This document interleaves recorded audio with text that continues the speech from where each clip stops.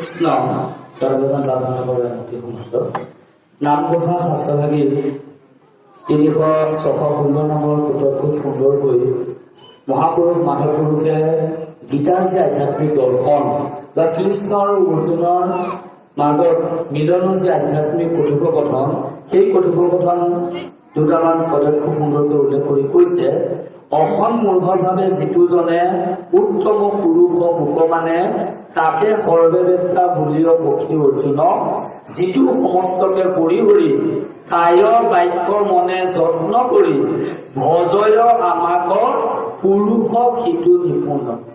ইতিমধ্যে আমাৰ এজন বাপে কৈছিলে যে কিছু কিছু লোকে দেৱ দেৱীৰ কিবা কিবি বিলাকক বিৰোধিচৰণ কৰে, ফলস্বৰূপে মনত অনুভূতি আঘাতপ্ৰাপ্ত লাগে। কথা এটা কৈছে, আচল কথা এটা আমি উল্লেখ কৰিব বিচাৰিছো, যিহেতুকে গছৰ গুৰিত পানী দিলে ডালপত্ৰই পায়, ডালপত্ৰই পানী দিলে কোনেও নাপায় বুলি আমি ইতিমধ্যে পাইছোৱেই, যে জগতৰ আধাৰ দৈৱকী কুমাৰ সংসাৰতে সাৰ চৰণ তোমাৰ।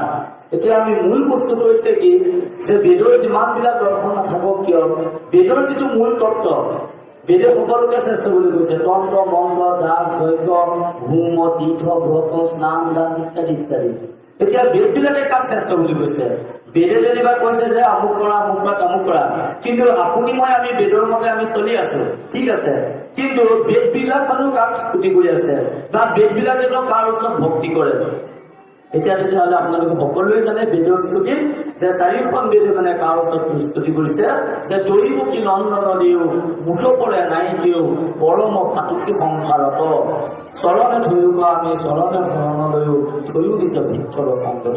অৰ্থাৎ চাৰিখন বেদেও মানে কি কৰিছে, যে সেই মানে বেদৰ যি পৰম বিদ্য নাৰায়ণৰ ওচৰতে তুলিছে, আশ্ৰয় লৈছে। আৰু যেতিয়া এজন ব্যক্তি প্ৰকৃতাৰ্থত বৈষ্ণৱী হব, বৈষ্ণৱী হোৱা মাত্ৰকে তেওঁ কি আৰু কুকুৰৰ চিগালৰ গদৰ্ভ যত যিমান মানে আছে সকলোকে সেৱা কৰে, সকলোকে ভক্তি কৰে, সকলোকে শ্ৰদ্ধা কৰে। খালি যেনিবা কেনেকে নকৰে, পৃথকে পৃথকে নকৰে।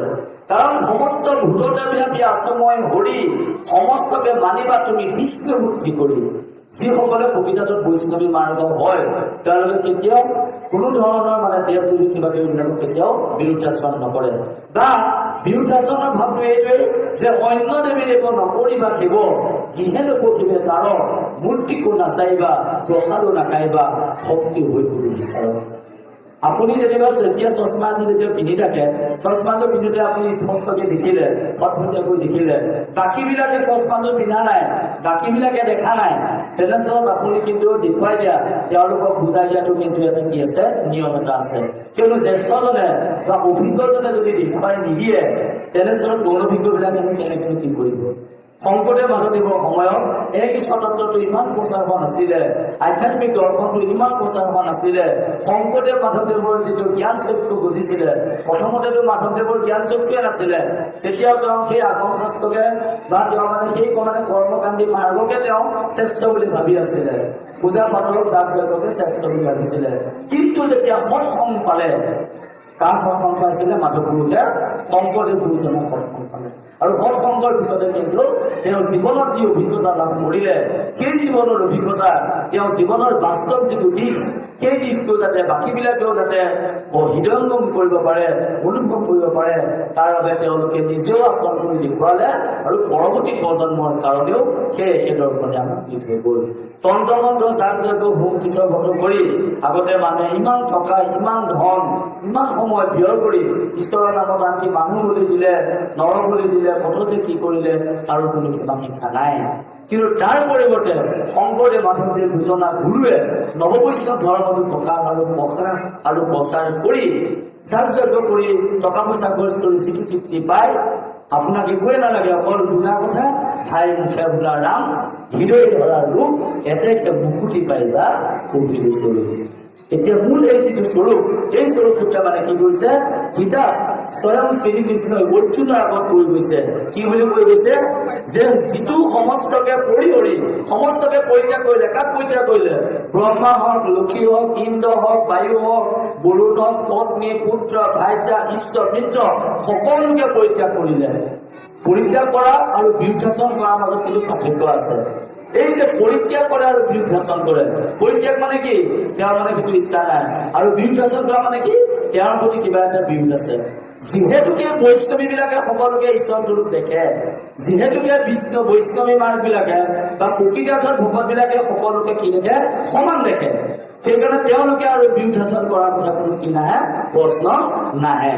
সেইকাৰণে যে সমস্তকে পৰিহৰি কায় বাক্য মনে যত্ন কৰি, যে কায় বাক্য আৰু মন এই তিনিটা মানে কি কৰে? ঈশ্বৰৰ ওচৰতে অৰ্পণ কৰি ভজয় আমাক পুৰুষ সিটো নিপুণ। আপুনি মই আমি জীৱনত এক্সপাৰ্ট হোৱাটো বিচাৰোঁ। ডাক্তৰ হিচাপে এক্সপাৰ্ট, শিক্ষক হিচাপে এক্সপাৰ্ট, ৰান্ধনী হিচাপে এক্সপাৰ্ট, নামাচাৰ্য হিচাপে এক্সপাৰ্ট, ব্যাখ্যাকাৰ হিচাপে এক্সপাৰ্ট, বা বোলে পুলিচ হিচাপে এক্সপাৰ্ট হোৱাটো বিচাৰোঁ। আপুনি মই আমি যদিও এক্সপাৰ্ট যদি ভকত হ'ব যদি বিচাৰিছোঁ, আপুনি মই আজি যদি এজন এক্সপাৰ্ট পুৰুষ যদি হ'ব যদি বিচাৰিছোঁ, তেতিয়াহ'লে আমাৰ দায়িত্ব আৰু কৰ্তব্য কি হ'ব লাগিব? যে ভজয় আমাক মানে কাক? কৃষ্ণক কৈছে।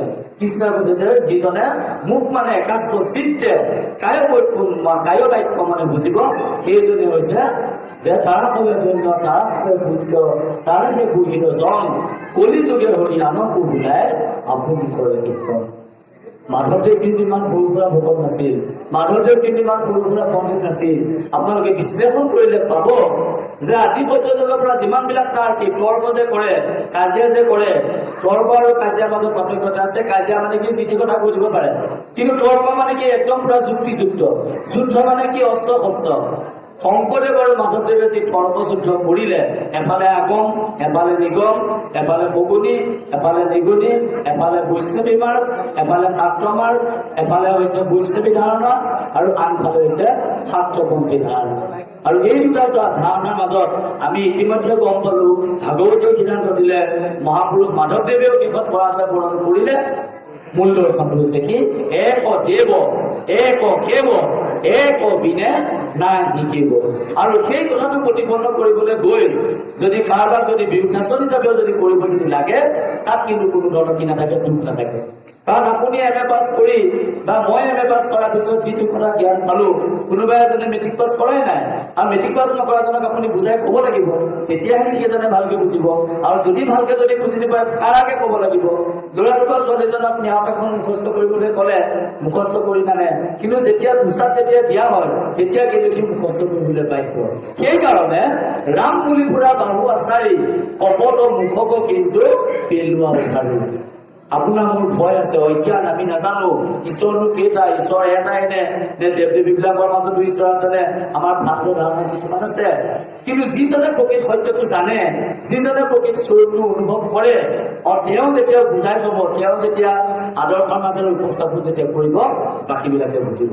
শংকৰদেৱ মাধৱদেৱ দুজনা গুৰুৱে, শংকৰদেৱে অকলে স্বয়ং হিচাপে বুজিছিলে, মাধৱদেৱে পৰৱৰ্তী পৰ্যায়ত বুজিলে, আৰু বুজাৰ পিছতে ইমানেই ত্যাগ কৰিলে। আজি যদি আপোনালোকে তুলনা কৰি চাই মাধৱদেৱ, আজি আপুনি মই আমি নিজৰ ঘৰখন, নিজৰ পত্নী, নিজৰ পৰিয়াল আমি কাকো এৰিব নোৱাৰো। লাগিলে জন্ম দিয়া মাক বাপেকক আমি এৰি দিম, মানে বাৰু আপুনি মই আমি জন্ম দিয়া মাক বাপেকক এৰি দিম, ককাই ভাইক এৰি দিম, কিন্তু নিজৰ পত্নী, নিজৰ পুত্ৰক আমি কিন্তু কেতিয়াও পৰিত্যাগ নকৰো। কিন্তু মাধৱ পুৰুষৰ জীৱন দৰ্শন ল'লে চব। আগবেলা আহি পেলাই শংকৰদেৱক সেৱা কৰিলে, পিছবেলা যাওঁতেও শংকৰদেৱক সেৱা কৰি গ'ল। তেতিয়া সুধিলে তুমিনো দুবাৰ কেলে সেৱা কৰিলা? প্ৰথমতে আপোনাক জ্যেষ্ঠ বুলি সেৱা কৰিলো, আৰু এতিয়া বিদায়ৰ সময়ত মই আপোনাক একেবাৰে উপৰিতি গুৰু মানি সেৱা কৰিলো। আৰু সেইদিনাখনিৰ পৰাই তেওঁ আনকি জোৰোণৰ কন্যা, তেওঁ বিয়া বাৰু পাতি সমগ্ৰ জীৱনটো সুখে সন্তোষে কটাব পাৰিলেহেঁতেন, কিন্তু কাৰ কাৰণে তেওঁ অনুযায়ী হৈ থাকিলে? কাৰ কাৰণেনো তেওঁ এই জোৰোণৰ কন্যা পৰিত্যাগ কৰিলে? দুটা কথা, সত্যৰ কাৰণে সকলো ত্যাগ কৰিব পাৰি, কোনো কাৰণতে সত্যক ত্যাগ কৰিব নোৱাৰে। আৰু সেই সত্যটো যদি কোনোবাই যদি বাহু আচাৰি যদি কয়, আৰু সেই সত্যটো প্ৰতিস্থাপন কৰিবলৈ যাওঁতে, কৃষ্ণ শ্ৰেষ্ঠটো প্ৰতিপন্ন কৰিবলৈ যাওঁতে যদি আপোনাৰ মোৰ সংবিধানক যদি বেয়াকৈ ক'বলগীয়া হয়, তাত কিন্তু কোনো ধৰণৰ দুখ বা চিত্ত থাকিব নোৱাৰে। কাৰণ তেওঁলোকে জনা নাই, তেওঁলোকে বুজা নাই, তেওঁলোকে অবোধ, তেওঁলোকে নিৰ্বোধ। সেইকাৰণে যেতিয়া আপুনি মই যেতিয়া জানিম বা আপুনি যেতিয়া বুজি পাব, বুজি পোৱাৰ পিছত আমি কেতিয়াও কি নকৰো? পৰাপক্ষত ভুলটো নকৰো। আৰু কোনোবাই যদি ভুল কৰে, সেই ভুলটো দেখুৱাই দিয়াটো কিন্তু সকলোৰে দায়িত্ব। হাতে পাছে বৰ বুলি আপুনি জানে, কিন্তু সেই ল'ৰাটোৱে যেতিয়া মানে 12 যোগ 1 যোগ দি পেলাই যেতিয়া 12 লগত 1 যোগ কৰি যদি 12 বুলি কৈ দিয়ে তেতিয়াতো আপুনি তাক ক'বই লাগিব, তাকতো ভালকে বুজাবই লাগিব। সেইকাৰণে মাধৱ পুৰুষৰ জীৱনী দৰ্শনটোত আমাক কেনেকৈনো আধ্যাত্মিকমুখী হ'ব লাগে তাকে কৈ পেলাই কৈছে যে মুঠেহে কেৱল দিয়া চিত্ৰ। এই কথা কিন্তু স্বয়ং কিন্তু শ্ৰীকৃষ্ণই অৰ্জুনৰ আগত কৈ গৈছে যে হে অৰ্জুন, মুখেহে মাত্ৰ দিয়া চিত্ৰ, মুঠে মাত্ৰ প্ৰাণ অৰ্পিত। তুমি সদায় মানে মুখে মানে কি কৰা, অৰ্পণ কৰা, দেহ মন প্ৰাণ তুমি অৰ্পণ কৰা। অন্য মিলি মুখেহে বোধ কৰাবে, অন্য তুমি নিজেও তুমি মোৰ প্ৰতি শ্ৰেষ্ঠত্বটো দেখুওৱা আৰু অন্যান্য বিলাককো তুমি মোৰ যিটো শ্ৰেষ্ঠত্ব, মোৰ যিটো মানে আত্মসৰ্বস্ব যিটো ভাৱ, মোৰ যিটো মানে প্ৰভুত্ব বা ঈশ্বৰত্ব যিটো ভাৱ, সেই ভাৱটো তুমি কি কৰা, অন্য মিলি মুখেহে বোধ কৰাবে। সকলো ফালৰ পৰা যেতিয়া মোক যেতিয়া শ্ৰেষ্ঠত্ব হিচাপে দেখুৱাবা, মুখে মাত্ৰ কহে সৰ্বক্ষণে, সকলোৱে যেতিয়া প্ৰত্যেকটো মুহূৰ্ত যেতিয়া মোৰ কথাকে যেতিয়া কব পৰম আনন্দ লোভী মনে, তেতিয়া মানে তেওঁ পৰম আনন্দ লাভ কৰাৰ লগতে আনন্দ সংসাৰে মজি ৰহে প্ৰেম ভাৱে, যে সংসাৰ সাগৰত তেওঁ প্ৰেম ভাৱে মজিব পাৰে। কেনেকৈ? পুত্ৰৰ ওপৰত যেতিয়া আনন্দ নকৰে, মৰিলে নকৰে, কোন মান অপমান যিজনৰ নাই সেয়েহে সাধু দুখ। আজি দুখ দিছা কোনে দিছা? ভগৱন্ত তুমিয়ে দিছা। সুখ দিছা তুমিয়ে দিছা, মান দিছা তুমি দিছা, অপমান দিছা তুমি দিছা, সুখ দিছা তুমি দিছা, দুখ দিছা তুমি দিছা। তোমাৰে তোমাৰে এখন সংসাৰ, মই মাত্ৰ নিমিত্ত। এই যিটো বৈৰাগ্য ভাৱনা যেতিয়া মানুহৰ মনলৈ আহে, তেতিয়া আপোনাৰ আমি জীৱনত যিমান দুখ নাহক কিয়, যিমান বাধা নাহক কিয়, আপুনি আমি কি কৰিব পাৰো, এডজাষ্ট কৰিব পাৰো। চাওকচোন, এতিয়া গৰম দিনত আমি এডজাষ্ট কৰা নাই নে? ঠাণ্ডা আহিছে আমি এডজাষ্ট কৰিব পাৰো, ৰ'দ আহিছে আমি এডজাষ্ট কৰিব পাৰো, বতাহ বা বৰষুণ দিয়ে, ঠাণ্ডা হৈছে, বসন্ত আহিছে, শীত আহিছে, আমি প্ৰত্যেকটো পৰিৱেশতে আমি কি কৰো, জলবায়ুৰ লগে লগে আমি এডজাষ্ট কৰো। ঠিক তেনেকে যদি আপুনি আমি ৰ'দ বতাহ বৰষুণ বায়ু যদি এডজাষ্ট কৰিব পাৰো, তেনেহলে জীৱনলৈ অহা অকণমান দুখ, জীৱনলৈ অহা অকণমান কষ্ট, জীৱনলৈ অহা অকণমান বেদনা, হতাশা, বেমাৰ বা জীৱনলৈ অহা অকণমান অপমান তিৰস্কাৰ আপুনি আমি কিয়নো সংযত কৰিব নোৱাৰো। সেইটো আমাৰ কাৰণে লাগতীয়াল প্ৰশ্ন। সেইকাৰণে উষাবোৰে যেনেকৈ, পাংখাবোৰে তেনেকৈ জীৱন যুদ্ধৰ লক্ষ্য কৰি সদায় ঘূৰিব তেনেকৈ। এতিয়া কথা হৈছে এইটোৱে, যদি আমি আগতীয়াকৈ যদি কথা কেইটামান বুজি লওঁ, তেতিয়াহ'লে আমি ৰ'দত কষ্ট পাব নালাগে। আগতীয়াকৈ আমি যদি কথা কেইটামান বুজি লওঁ, বৰষুণত তিতিব নালাগে। আগতীয়াকৈ যদি আমি যদি কেইটামান নিয়ম যদি জানি লওঁ, তেতিয়াহ'লে আমি দুখ কৰিব নালাগে। আগতীয়াকৈ কেইটামান নিয়ম জানি ললে আমি জীৱনত বা দেহাটোত কষ্ট ভোগ কৰিব নালাগে। সেই নিয়মকেইটা ক'ত আছে? সেই নিয়মকেইটা আপোনাক মোক আমাক কীৰ্তনেই হওক, দশমেই হওক, ঘোষাই হওক, ৰত্নাৱলীয়ে হওক, আমাক পাতে পাতে পদে পদে বিভিন্ন ধৰণৰ মাধ্যমেৰে বা গীতাতে হওক আমাক সিদ্ধান্ত, আমাক উপদেশ আৰু আমাক কি কৰি থৈ গৈছে, দিক দৰ্শন তথা মাৰ্গ দৰ্শন কৰি থৈ গৈছে। জীৱশ্ৰেষ্ঠ মানুহ হিচাপে আপুনি আমি কিছুমান নীতি মানি চলিব লাগে, কিছুমান আচাৰ মানি চলিব লাগে। সেইকাৰণে কোৱা হৈছে আচাৰ ধৰ্মতকে ধৰ্ম নাই, নিয়মে সংযমে থাকিবে সদায়। অন্ন আচাৰ, পাত্ৰ আচাৰ, বস্ত্ৰ আচাৰ, যৌন আচাৰ, শৌচ আচাৰ, বিভিন্ন ধৰণৰ আচাৰ আছে। কিন্তু আপুনি মানুহ কিমান, আপুনি পালন কৰো কিমান?